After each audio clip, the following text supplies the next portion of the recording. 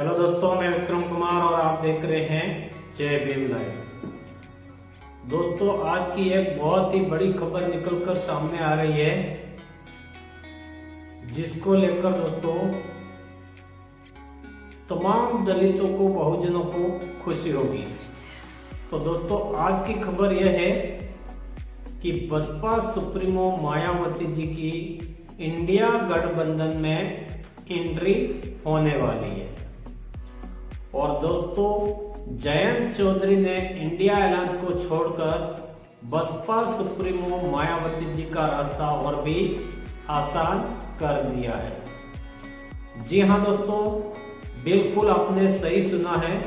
और हम आपको ये भी बताएंगे कि बसपा सुप्रीमो मायावती जी का इंडिया गठबंधन में आने का कारण क्या है, आखिर क्यों इस बात को लेकर तमाम जगहों पर चर्चा हो रही है और क्यों लोग कह रहे हैं कि मायावती जी अब इंडिया गठबंधन का हिस्सा होगी।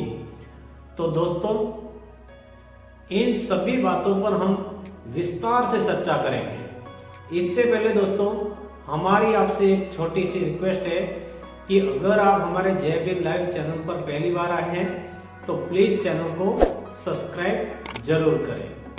दोस्तों, आपके सब्सक्राइब करने से हमारा मनोबल बढ़ता है और हमें और ऐसे नए वीडियो बनाने की ऊर्जा मिलती है।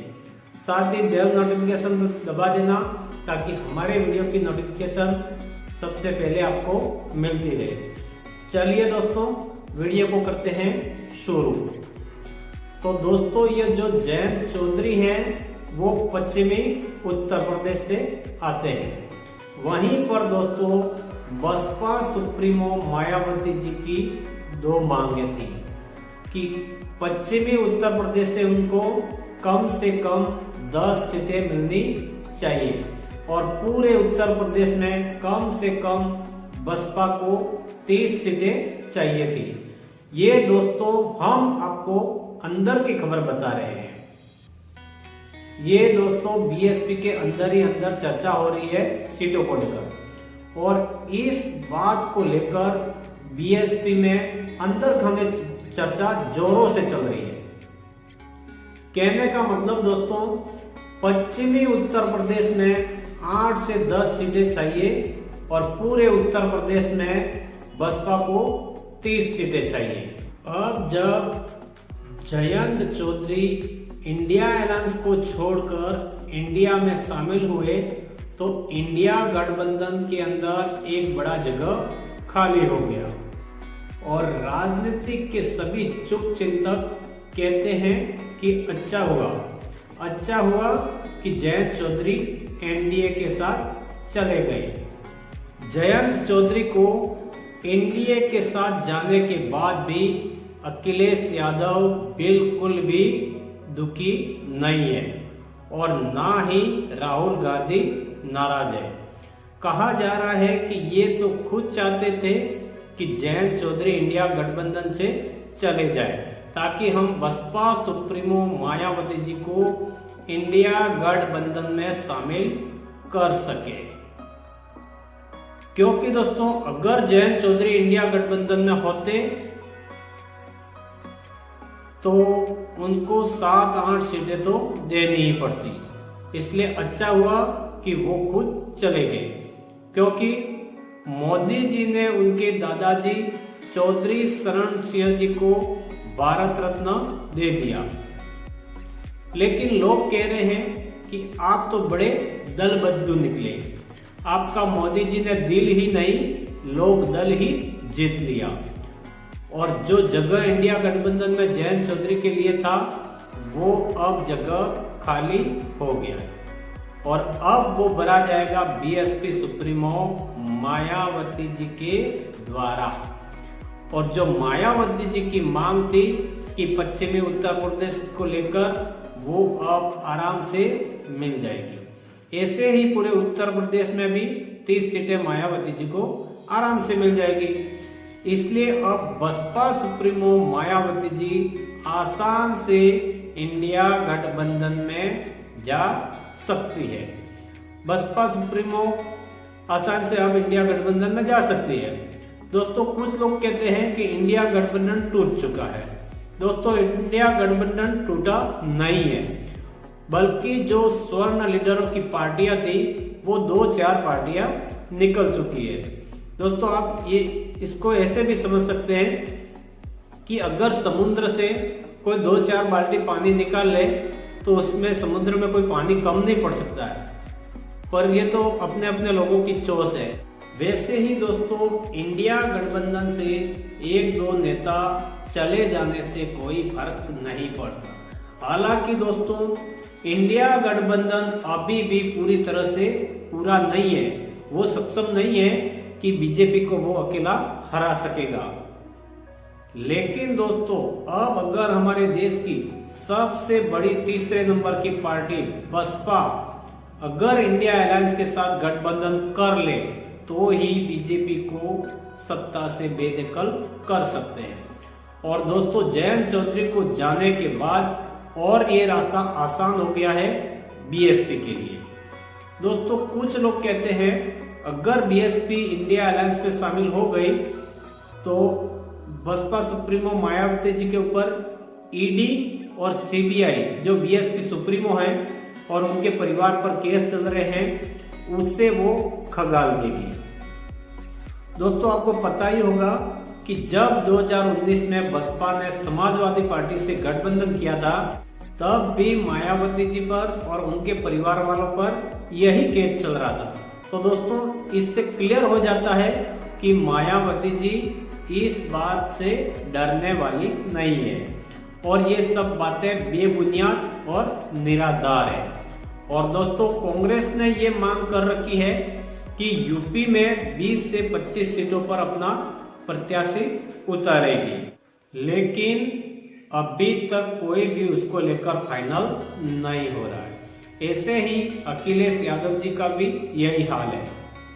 सपा की भी कोई लिस्ट अभी तक सामने नहीं आई है, क्योंकि दोस्तों कहीं न कहीं पूरी तरह से ये संभावना है इन लोगों को, इंडिया अलायंस वाले को, कि BSP supremo Mayawati ji India alliance के साथ शामिल हो सकती है। दोस्तों मैं आपको बता दूं कि राजनीति एक समझौता का खेल है और राजनीति में समझौते सर्वोपरि होते हैं, सर्वोपरि माने जाते हैं। और बीएसपी सुप्रीमो मायावती जी एक सुलझी हुई नेता है।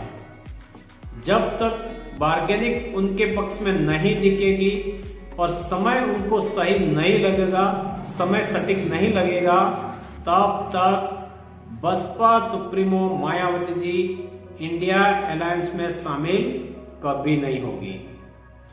और दोस्तों आपको मैं बता दूं कि अगर बहन जी इंडिया गठबंधन में शामिल हो भी जाएगी तो वह चुनाव के ठीक कुछ ही दिन पहले, बाकी शेष रहे होंगे कुछ दिन शेष, तब ही शामिल होगी।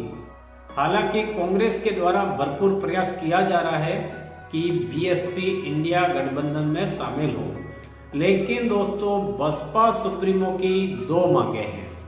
पहली मांग ये रहेगी बहन जी की कि यूपी में 35 से 40 सीटें मिले और दूसरी शर्त ये रहेगी कि वो पीएम पद की उम्मीदवार घोषित किया जाए। दोस्तों आपने सुना होगा कि कांग्रेस 2024 में प्रधानमंत्री के लिए मल्लिकार्जुन खड़गे जी का नाम घोषित करेगी, लेकिन अभी तक हुआ नहीं हुआ। उन्होंने ऐसा कुछ भी नहीं किया। क्यों नहीं किया?